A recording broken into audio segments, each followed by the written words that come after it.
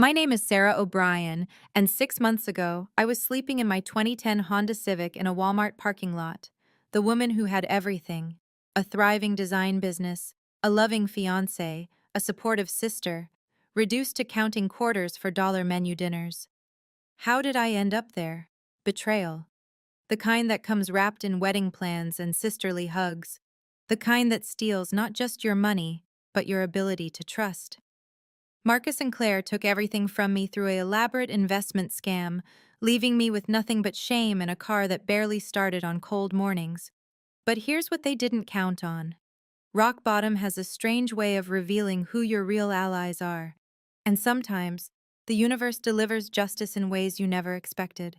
Before I tell you how I went from homeless to standing in front of 200 witnesses as they lost everything, please take a moment to like and subscribe, but only if stories of resilience truly speak to you. Drop a comment with your location and local time. I love knowing where in the world you're listening from. Now, let me take you back to that pivotal day at the Riverside Heights launch. The grand ballroom at the Riverside Heights complex gleamed under crystal chandeliers, each one worth more than my old annual salary. 200 of California's most influential real estate players mingled with champagne flutes, their conversations a symphony of deals and millions. The April afternoon sun streamed through floor-to-ceiling windows, illuminating architectural models of the $50 million development that would reshape the city's skyline. I stood near the registration table, my new Armani suit a stark contrast to the thrift store clothes I'd worn just months ago. The fabric felt like armor, each thread woven with purpose. My fingers traced the edge of the leather folder in my hands, contents still hidden, waiting for the perfect moment. That's when I saw them. Marcus entered first, his trademark confidence preceding him like a herald. That same swagger that once made my heart skip now only reminded me of how blind I'd been. His navy suit was expensive but flashy, always more concerned with appearance than substance. Claire followed, her red dress commanding attention as she laughed at something on her phone. My sister, 2 years older but decades behind in integrity. They carried an elaborate bouquet of white roses and lilies, my former favorite flowers. The gesture might have seemed thoughtful to onlookers. To me, it reeked of calculated manipulation. The Thompson O'Brien Design Group, I heard Marcus tell a cluster of investors near the bar. We're hoping to secure the interior contract for Phase 2. Claire nodded enthusiastically. We've revolutionized sustainable luxury design. Our portfolio speaks for itself. Our portfolio. The words sliced through the air. Every design they claimed, every innovation they touted, all stolen from the woman they'd left sleeping in parking lots. I watched them work the room with practiced ease, shaking hands with people who controlled billions in development funds. They moved like sharks through still water, unaware that the ecosystem had changed. They had no idea that the meek designer they'd discarded had been quietly rebuilding, piece by piece, connection by connection. Daniel Chen's security team knew my name. The catering staff addressed me as Director O'Brien. The event coordinator had confirmed my presentation slot. Yet Marcus and Claire remained oblivious, too intoxicated by their own ambition to notice the shift in the room's energy whenever I passed. They had no idea who I'd become. 2 years ago, my life looked like a Pinterest board come to life. My home studio in Oakland buzzed with creative energy, clients booking consultations months in advance. Marcus had proposed on my 30th birthday, down on one knee in the garden I'd designed myself. We were building something beautiful together, or so I thought. Claire would drop by every few weeks, always with a crisis. Sarah, honey, I just need a tiny loan until my commission comes through. Her real estate career perpetually on the verge of breakthrough, perpetually needing rescue. But she was family. You don't keep scorecards with family. The warning signs were there, wrapped in concern and condescension. You're so talented with colors and fabrics, Marcus would say, usually when I suggested expanding the business. But you don't understand the financial side like I do. Claire's version was softer but cut deeper. You're an artist, Sarah. Don't burden yourself with the ugly business stuff. That's what you have us for. Just an artist, Just someone who makes things pretty, not someone who'd built a six-figure business from scratch. Not someone who'd negotiated with contractors, managed budgets, or navigated client politics. To them, I was a useful talent to be managed, not a businesswoman to be respected. I remember the last normal dinner we shared. Chinese takeout at my dining table, 3 weeks before everything collapsed. Marcus talked about investment opportunities while Claire complained about her broker. I sketched designs on napkins, lost in creating beauty while they plotted to destroy everything beautiful in my life. Family doesn't need contracts, right? Marcus had said that night, refilling my wine glass. We trust each other. Trust. Such a small word for something that takes years to build and seconds to shatter. The opportunity came wrapped in urgency and family loyalty. Marcus burst into my studio one October morning, laptop in hand, talking fast about a revolutionary property tech startup. Green building materials, sustainable sourcing, everything you believe in, Sarah. But we need to move now. The investment window closes tomorrow. Claire backed him up via FaceTime from her car. I'm putting in my entire savings, Sarah. This is our chance to build something together. $500,000. My life savings, my emergency fund, the equity from refinancing my home. Marcus had the paperwork ready, his business degree finally useful for something. I've reviewed everything, it's solid gold. I signed where he pointed, initialing pages I didn't read because why would I? This was my future husband, my sister. The startup would triple our investment within 18 months, Marcus promised. We'd have enough for the dream wedding, the house in Marin, the life we'd planned. The wire transfer went through at 3:47 p.m. on October 15th. I remember because I screenshot the confirmation, thinking I'd frame it someday as the moment our empire began. 2 weeks later, the startup's website disappeared. The CEO's LinkedIn vanished. The office address led to an empty warehouse in Hayward. My calls to Marcus went straight to voicemail. Claire's phone was suddenly disconnected. When I finally tracked Marcus down at his apartment, he was packing. It's not my fault you didn't do due diligence, he said, not even looking at me. Investment involves risk. The paperwork I'd signed? Buried in legal language were clauses absolving him of liability, transferring my design copyrights, even granting him power of attorney over my business accounts. My signature appeared on documents I'd never seen, authorizing transactions I'd never approved. The prosecutor later called it textbook affinity fraud. I called it the death of who I used to be. The foreclosure notice came on a Tuesday. 60 days to vacate the home I'd spent 5 years perfecting. My business accounts, mysteriously drained through authorized transfers. Credit cards maxed out on purchases I'd never made. Even my grandmother's jewelry, kept in a safe, Marcus knew the combination to gone. I sold everything worth selling. My design awards went for $50 on Craigslist. The custom furniture I'd built, piece by piece, liquidated for pennies on the dollar.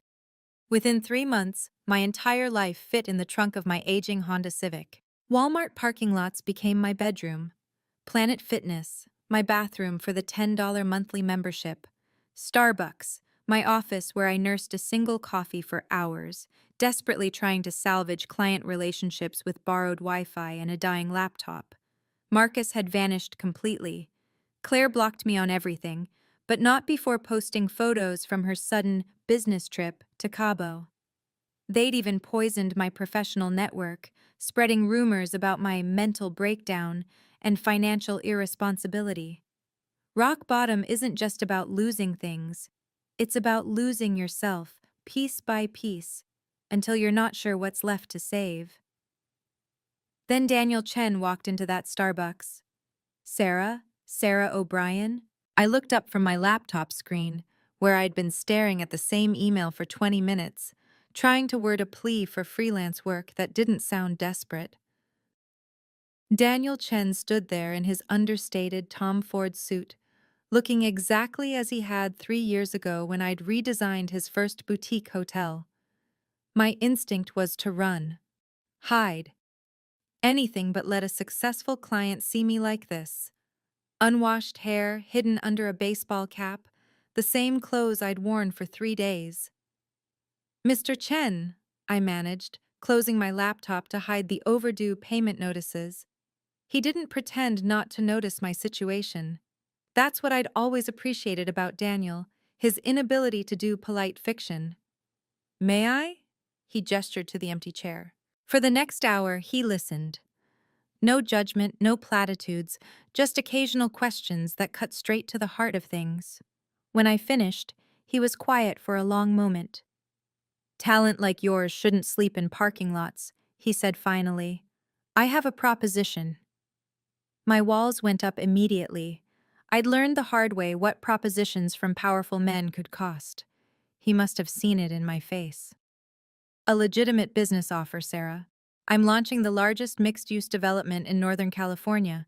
I need a creative director, someone with vision, taste, and frankly, someone who understands what it's like to lose everything. Why? Because someone who's been broken and rebuilt themselves doesn't just design spaces, they create sanctuaries. And that's what Riverside Heights needs to be. He slid a business card across the table. Think about it.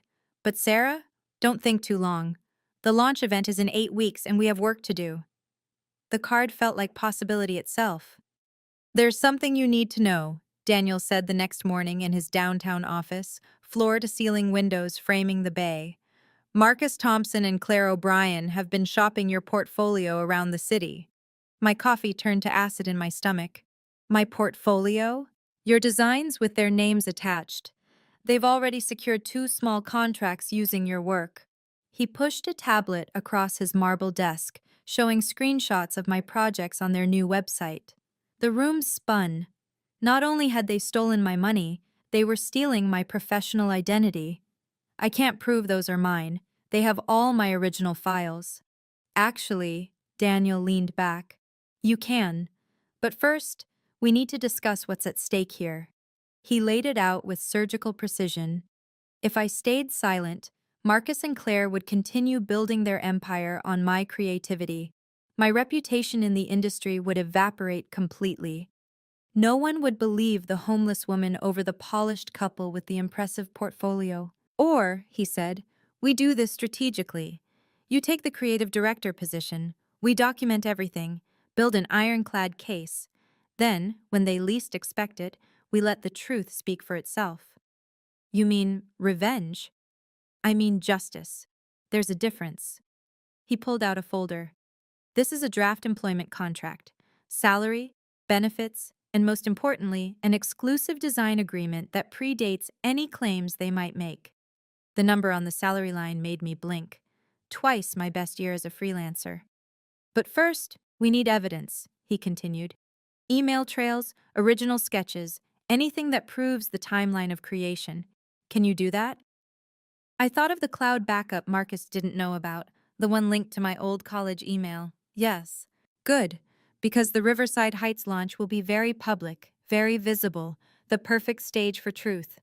You know that moment when you realize the universe might actually have your back? That's what I felt sitting in Daniel's office. If you've ever been betrayed by people you trusted most, you know the war between wanting justice and just wanting to disappear. If this story is touching something in you, please hit that like button and subscribe. It really does help more people find these stories. Drop justice in the comments if you believe karma is real. And now, let me tell you how we spent the next 2 months preparing for the most important presentation of my life. Daniel's legal team worked like a precision instrument. The lead attorney, a woman named Patricia who'd seen too many similar cases, laid out our strategy in rapid-fire questions. Your designs? Stolen. All of them. Proof? Email trails. Date-stamped files. Their weakness. Greed and sloppiness. We spent weeks excavating digital evidence. My old college email account became a goldmine. 5 years of design evolution, each sketch dated, each revision tracked. Marcus had been thorough in stealing my recent work, but he'd never known about this backup from before we met. Patricia's paralegal discovered something even better. Copyright fraud, she said, sliding papers across the conference table. Claire filed design copyrights last month, under her name, for work created while you were demonstrably the sole creator. That's 5 years minimum if prosecuted. Federal crime. The most damning evidence came from an unexpected source: my former clients. 3 came forward independently, sharing emails where Marcus had pitched my designs as his own while I was living in my car. Timestamps showed he'd been planning this for months before the investment scam. "We need one more thing," Patricia said. "Public documentation of your role here. Something undeniable." Daniel smiled. "The Riverside Heights launch. 200 witnesses, full media coverage. Sarah will present as creative director." "And if they show up?" "We're counting on it," Daniel said. "Marcus already RSVP'd. He's bringing potential investors to show off his portfolio." Patricia gathered the documents. "Copyright fraud, wire fraud, identity theft. We have enough to bury them, but Sarah, the choice of when and how is yours." I thought about those nights in the Walmart parking lot, counting change for ramen. The launch, publicly, let everyone see who they really are. 2 months of invisible work. While Marcus and Claire networked at industry parties, I lived in Daniel's corporate apartment, designing 18 hours a day. Riverside Heights wasn't just a project anymore. It was my resurrection. Every floor plan, every material selection, every color story carried my signature style. The sustainable luxury Marcus had mockingly promised investors? I made it real. Reclaimed wood from California's historic piers, solar glass that turned windows into power sources, living walls that cleaned the air while looking like art. Daniel gave me complete creative control and a team of 20. They didn't know my history, only that the new creative director had vision. I earned their respect through work, not sympathy. "The launch event will be perfect," Daniel said one evening, reviewing the presentation deck. "Media, investors, everyone who matters in California real estate." Marcus and Claire had no idea I was involved. Daniel's assistant had carefully kept my name off public communications. As far as they knew, some mysterious new creative director had emerged from Chen Development's corporate structure. Their confidence grew with each passing week. I monitored their social media, watching them celebrate preliminary investor meetings, posting photos with my designs visible in the background. Claire even started a blog about authentic design philosophy, using my words, my concepts, twisted into her narrative. The invitation list for the launch was a who's who of West Coast development, including, of course, the Thompson O'Brien Design Group. They'd walk into that ballroom expecting opportunity. Instead, they'd find accountability. April 15th, 6 months to the day since I'd lost everything. I arrived at the Grand Ballroom at noon, 4 hours before the event. My team had transformed the space overnight. Every detail reflected the Riverside Heights vision, sustainable elegance that whispered rather than shouted. The presentation screens were tested 3 times, the portfolio display carefully curated. 20 projects spanning 5 years, all indisputably mine, ready to display at the touch of a button. By 3:30, the early arrivals began filtering in: tech executives, pension fund managers, international investors. I greeted each one personally, but carefully. Director O'Brien, not Sarah, not yet. Then I saw them through the window. Marcus stepped out of a Tesla he couldn't afford, helping Claire with her dress. They moved with the confidence of people who believed they'd already won. The flowers they carried, white roses and lilies again, seemed almost laughably predictable. I watched them enter, watched them scan the room with predatory efficiency. Claire spotted potential marks immediately, her smile brightening as she recognized the Goldman Sachs team. Marcus made a beeline for the Korean investors Daniel had been courting for months. They were so busy hunting, they didn't notice the prey had become the predator. "Showtime in 30, Daniel's assistant whispered. I positioned myself where they wouldn't see me immediately, but where I could watch everything. The folder in my hands felt weightless now. The evidence, the contracts, the proof, all just props in a play whose ending I'd already written. Time to introduce myself properly. The room's energy shifted when I moved through it, though Marcus and Claire were too focused on their marks to notice. The senior executives from Cushman and Wakefield greeted me warmly. "Director O'Brien, the designs are stunning." The Chronicle's real estate reporter asked for an exclusive interview. After the presentation, I promised, small seeds of authority planted in plain sight. "Sarah?" I turned to find Jennifer Walsh, my former biggest client, looking confused but delighted. "I heard you disappeared. Marcus said you'd had some kind of breakdown." "Did he?" I kept my voice neutral. "I've been busy with a new position. You'll hear about it shortly." She glanced at my outfit. Clearly expensive. Clearly new. Then, at the Chen Development badge on my lanyard, the word "Director" visible even from a distance. Her eyes widened slightly. Security approached. "Director O'Brien, Mr. Chen wants to confirm the presentation timeline." "5 minutes," I said, loud enough for Jennifer to hear. She wasn't the only one listening now. Word rippled through clusters of conversations. Director O'Brien, Chen Development, the mysterious creative director.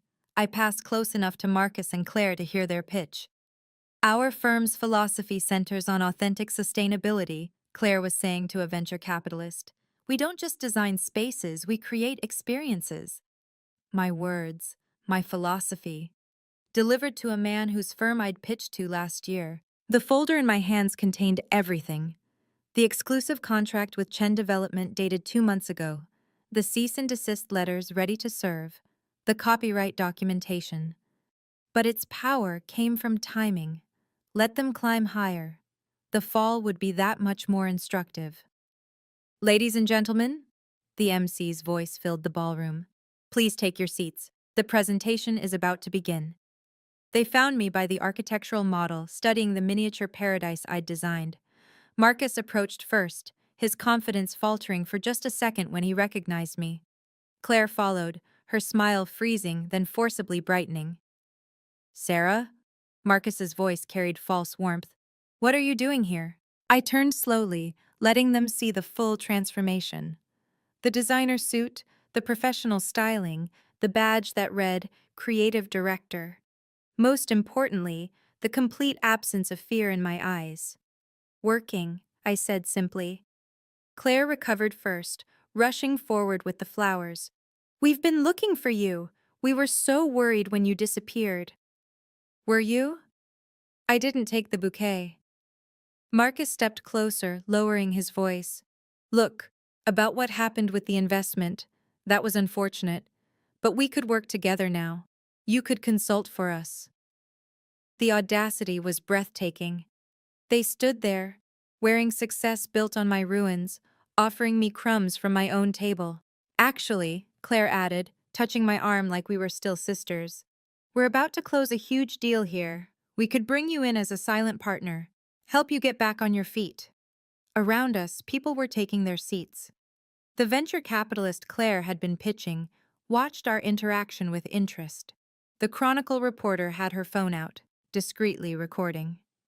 "That's generous," I said, my voice carrying just enough for nearby listeners. "But I'm quite busy with my current position." "Doing what exactly?" Marcus's tone sharpened. He'd noticed the attention we were drawing. Before I could answer, the lights dimmed slightly. "Ladies and gentlemen, please be seated for our presentation." Claire grabbed my wrist. "Sarah, don't do anything stupid. You know how this industry works." I removed her hand gently, but firmly. "Yes, I finally do." Marcus raised his voice, ensuring the lingering crowd would hear.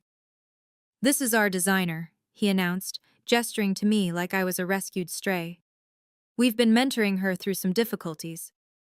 The condescension dripped like honey. Several investors turned to watch. Claire jumped in, her voice saccharine. "Sarah's been struggling since her business failed. Mental health issues, financial problems.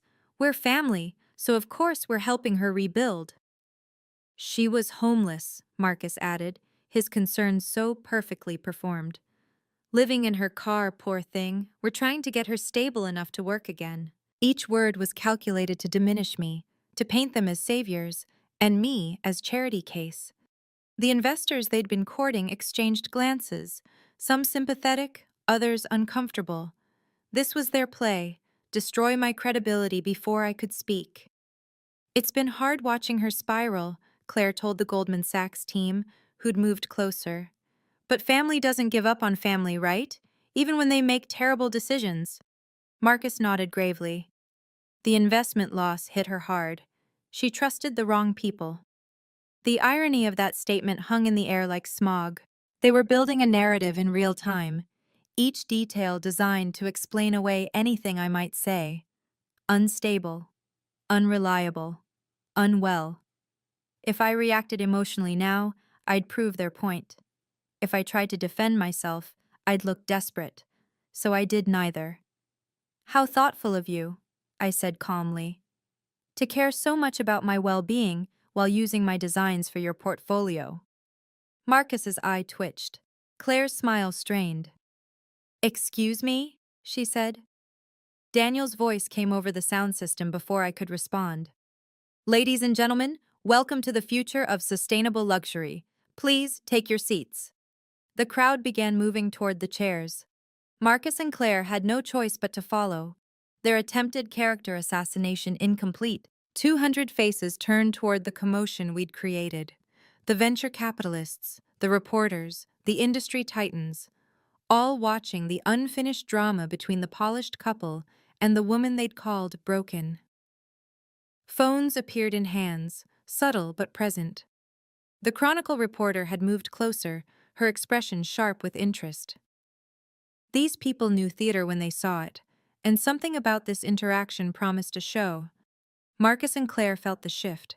Their confidence wavered as they realized they'd become the entertainment. Claire's laugh came too loud, too bright. We should find our seats. Yes, Marcus agreed quickly, trying to guide me with them. Sarah, sit with us, like old times. I have an assigned seat, I said, not moving. Whispers rippled through the crowd. Jennifer Walsh was openly staring now, pieces clicking together in her mind. The Goldman Sachs team had their phones out, likely Googling Chen Development Creative Director. What's really going on here? Someone murmured behind us. Daniel stood at the podium, watching the scene with calculated patience. He'd orchestrated this perfectly, letting them create the spectacle, letting the audience lean in with anticipation. Sarah, Marcus hissed under his breath, whatever you think you're doing. Ladies and gentlemen, Daniel's voice cut through smoothly. Before we begin our presentation, I'd like to acknowledge some special guests. Every eye in the room focused on us. Marcus and Claire stood frozen, flowers wilting in Claire's grip, their faces masks of professional terror. They'd lost control of the narrative, and they knew it. But they had no idea how much worse it would get. Daniel commanded the podium with quiet authority. Riverside Heights represents 18 months of vision, innovation, and meticulous planning. Before we unveil the full scope of this project, I want to recognize the creative force behind it all. Marcus straightened, his hand moving to adjust his tie. Claire shifted forward slightly, ready to claim their moment. They'd interpreted Daniel's words as their cue, their invitation to glory. This development exists because one person saw possibility where others saw problems, Daniel continued. Someone who understands that true luxury isn't about excess. It's about harmony between human needs and environmental responsibility. The screens behind him came alive with images of Riverside Heights, my designs, my vision, filling the wall in stunning detail. Marcus's face went pale. Claire's mouth opened slightly. Ladies and gentlemen, Daniel said, his eyes finding mine across the room, our creative director has something special to share with you today.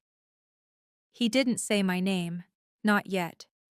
But the security team was already moving, creating a clear path from where I stood to the stage.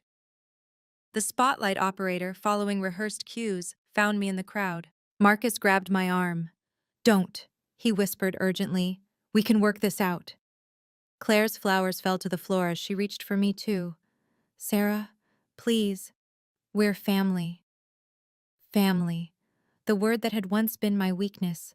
I stepped forward, out of their reach, into the light. The crowd parted like water. Each step toward the podium was measured, deliberate, filmed by dozens of phones. Behind me, I heard Claire's sharp intake of breath as the reality hit her. They'd just publicly claimed to be mentoring Chen Development's creative director.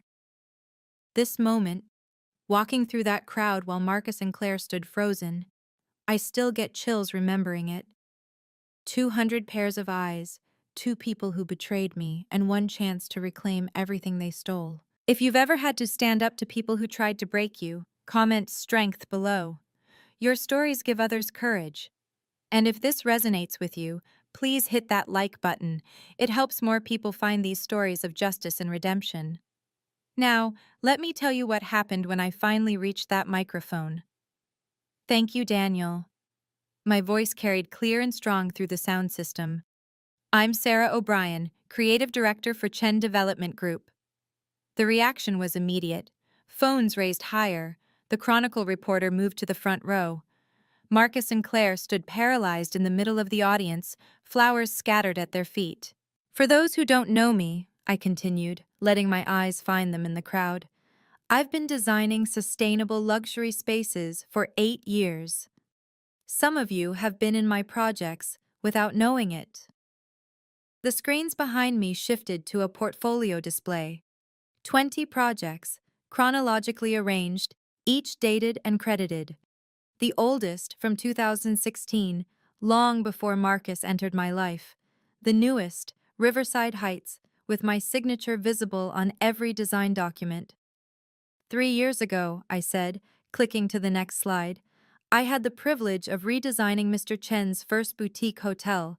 That project taught me that true luxury respects both people and planet. Jennifer Walsh gasped audibly.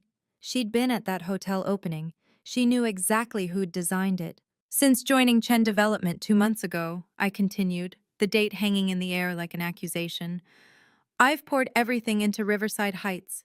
Every sustainable material, every energy-efficient system, every space that honors both beauty and responsibility. This is my vision realized. The slide changed again. Email threads, dated and authenticated. I'm particularly proud that we've maintained complete creative control. As you can see from our exclusive contract, all design work for Riverside Heights comes through my office. No outside firms, no consultants, no exceptions. Marcus's face had gone from pale to gray. Claire swayed slightly, her hand finding a chair back for support.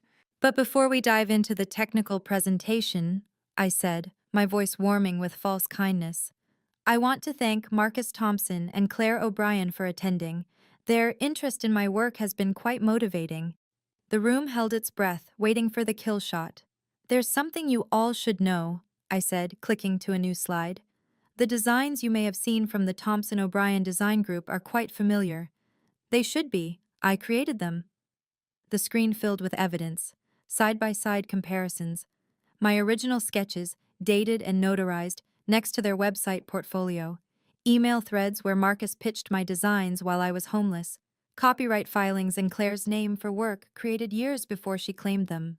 Every design they've shown you, I continued, my voice steady as a surgeon's hand, was stolen from me. While I lived in my car, they built their business on my creativity. Gasps rippled through the audience. The venture capitalist Claire had been pitching to stood up, his face dark with anger.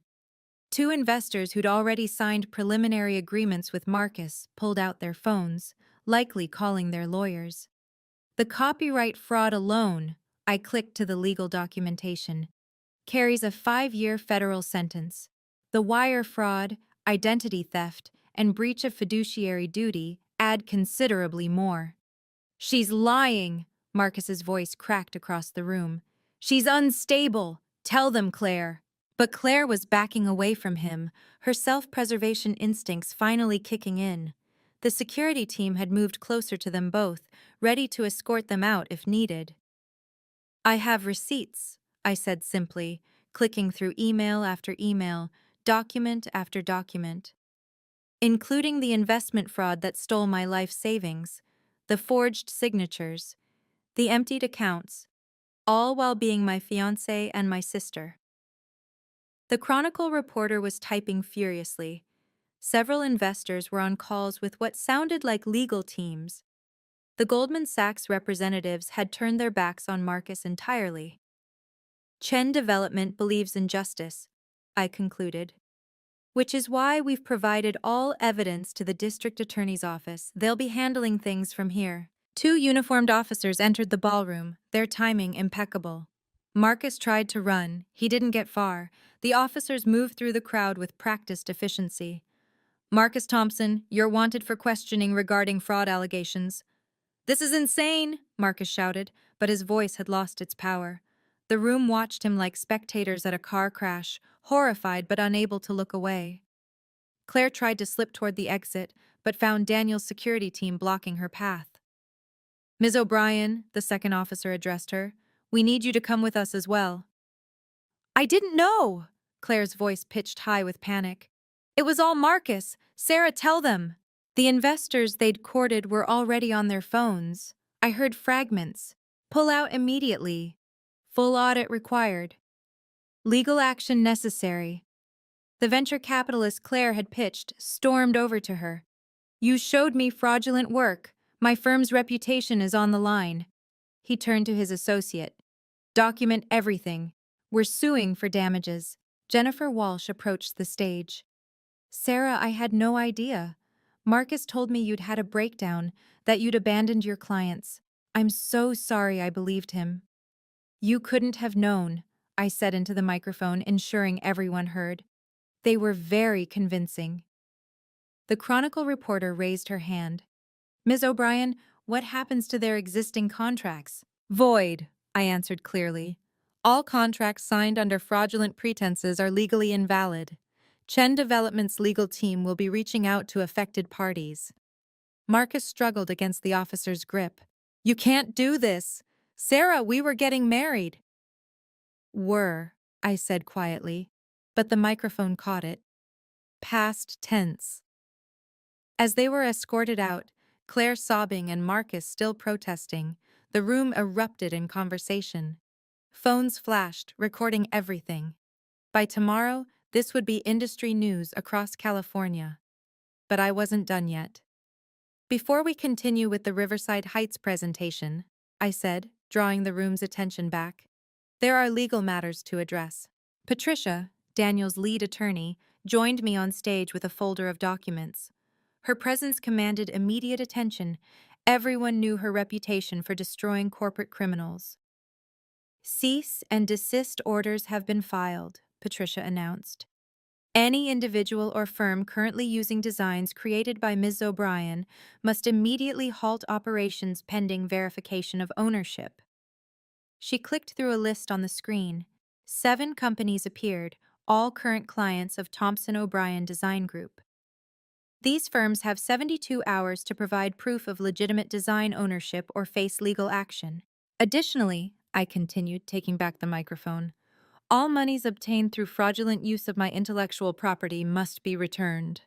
Our forensic accountants estimate this at approximately $2 million. The room was silent except for the sound of typing and phone cameras clicking. The individuals responsible, Patricia added, are permanently barred from practicing in California's design and development industry pending criminal proceedings. Any firm that knowingly employs them will face investigation.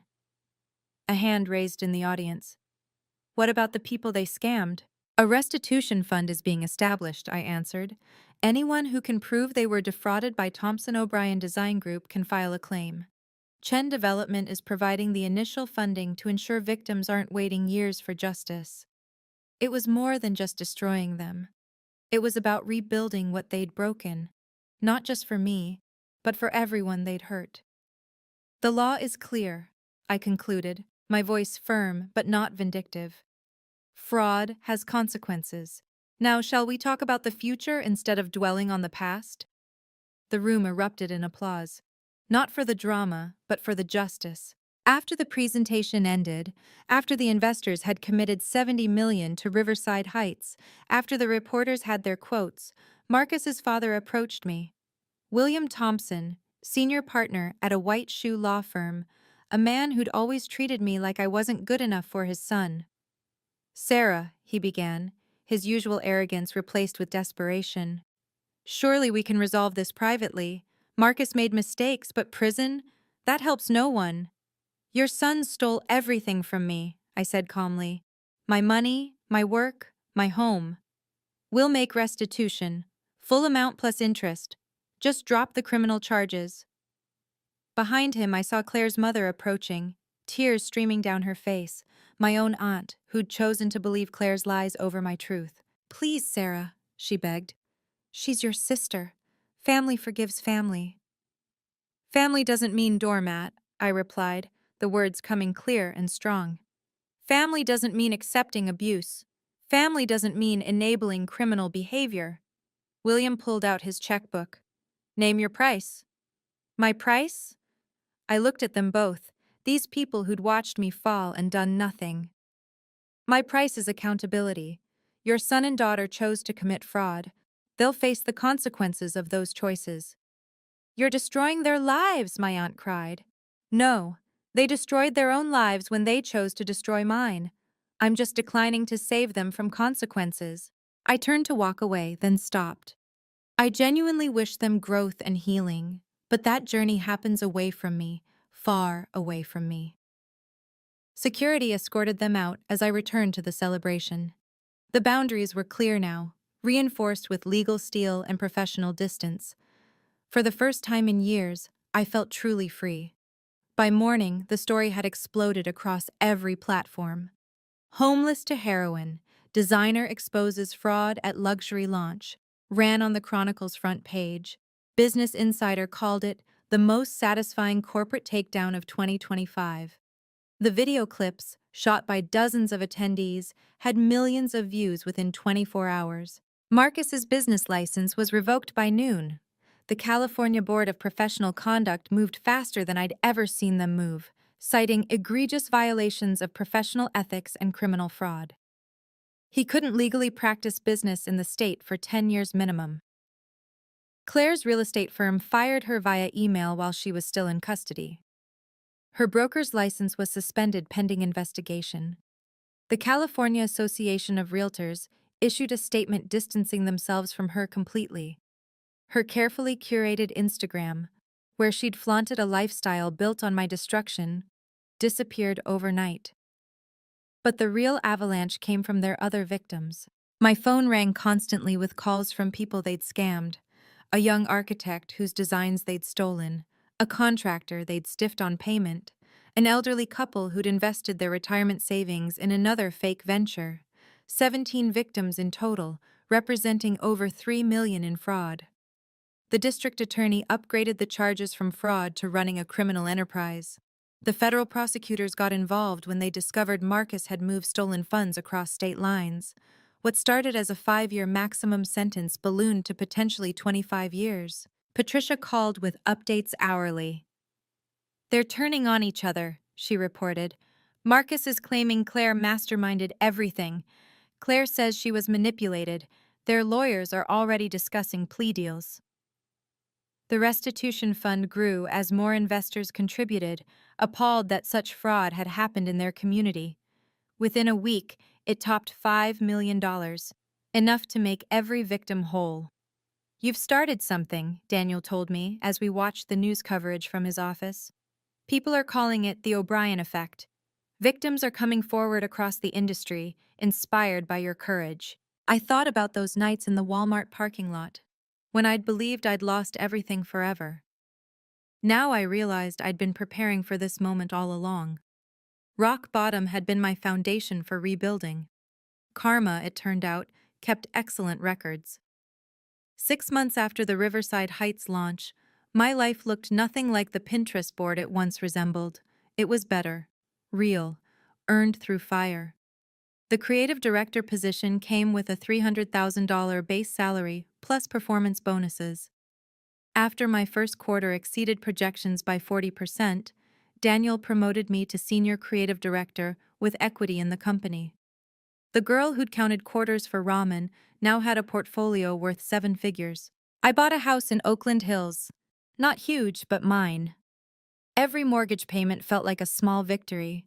The home office overlooked the bay, where I'd once parked my car to sleep. Now I designed from that view, creating spaces for people who'd never know homelessness. The Sarah O'Brien Foundation launched quietly, without fanfare. We provided emergency funds for fraud victims, especially those in creative industries who'd had their work stolen. The first recipient was the young architect whose designs Marcus had plagiarized. Watching him rebuild reminded me why I'd chosen justice over revenge. My team at Chen Development grew to 50 designers, all carefully chosen for their talent and integrity. I implemented a mentorship program, pairing senior designers with emerging talent. Protect your work, I told every new hire. Document everything. Trust, but verify. The industry recognition came in waves. Architectural Digest featured our sustainable designs. Forbes included me in their 40 under 40 list. The irony wasn't lost on me. Marcus had always said I didn't understand business. Now I was running a division that generated $30 million in revenue annually. But the best moment came when a young woman approached me at a conference. She'd been living in her car after her business partner embezzled everything. She'd seen my story, knew recovery was possible. "How did you trust again?" she asked. "I didn't," I told her honestly. "I learned to verify first. Trust comes later if earned, and it's never blind again." 1 year later, Marcus and Claire tried one more time to contact me, through their lawyers, seeking character references for sentencing. They were about to learn that no meant no. The letter came through Patricia's office, forwarded from Marcus's legal team. Ms. O'Brien's testimony could provide crucial context for Mr. Thompson's sentencing. We request a brief statement regarding his character and their prior relationship. Claire's lawyer sent a similar request, with an added emotional manipulation. Your sister has lost everything. Your mercy could mean the difference between 5 years and 15. They wanted me to save them. After everything, they still believed I was the same person who'd signed papers without reading them. Who'd trusted, because they said to trust. Patricia looked at me across her desk. You're under no obligation to respond. I know. I pulled out my phone and dictated my response. Please inform both legal teams that I will not be providing character references. Any further attempts at contact will result in restraining orders. This decision is final and non-negotiable. That's it? Patricia seemed surprised by my brevity. No is a complete sentence. 2 weeks later, they tried again through intermediaries. Marcus's mother sent flowers to my office with a note begging for forgiveness. Claire's friends created a social media campaign painting her as a victim of Marcus's influence. They tagged me repeatedly, trying to generate public pressure. My response was swift and legal. Restraining orders filed against both families. Cease and desist letters to anyone participating in the harassment campaign. When a reporter asked for my comment on their upcoming sentencing, I gave them one line. The justice system will handle their consequences. I'm focused on building the future. The boundaries held firm because they were built on law, not emotion. Every attempt to breach them only strengthened my resolve. Marcus got 12 years. Claire got 8. Their parents still send letters sometimes, forwarded through lawyers, unopened and returned. No still means no. 2 years have passed since that April afternoon when Justice wore an Armani suit and spoke into a microphone. I still design sustainable spaces, still mentor young creators, still build beautiful things from broken pieces. But I build differently now. Every contract gets reviewed by lawyers. Every partnership includes exit clauses. Every creative decision stays documented and dated. Some call it paranoid. I call it professional. The betrayal taught me that boundaries aren't walls. They're load-bearing structures that hold up everything else. You can't build beauty in spaces where you're not safe. You can't create from a foundation of fear. I forgave Marcus and Claire. Not for them, but for me. Forgiveness doesn't mean forgetting. It doesn't mean allowing them back into my life. It means I no longer carry the weight of their choices. Their debt to me was paid by the justice system, not by my endless anger. Success really is the best revenge. but not in the way people think. It's not about showing them what they lost. It's about showing yourself what you're capable of surviving, of becoming, of building from ashes. Your comeback doesn't require their apology. It doesn't require their recognition or their regret. It only requires your decision to rise. To everyone reading this who's been betrayed, bankrupted, or broken by people you trusted, your story isn't over. Your chapter of justice may look different than mine. It might be quieter, smaller, more personal, but it's yours to write. Trust again, but differently. Love again, but wiser. Build again, but stronger. And remember, sometimes losing everything is just the universe's way of showing you that you were meant for something better, something real, something truly yours. What boundaries do you need to build today? Share your story below. We rise by lifting others. Thank you for staying with me through this journey. If my story touched something in you, please share it with someone who needs to hear that recovery is possible. Like this video if you believe in justice served cold and professional. Subscribe for more stories of people who refuse to let betrayal be their ending. Comment, boundaries. If you're ready to stop being a doormat for people who see kindness as weakness. And remember, the best revenge isn't destroying them. It's building something so beautiful from your ruins that their betrayal becomes irrelevant. Stay strong. You've got this.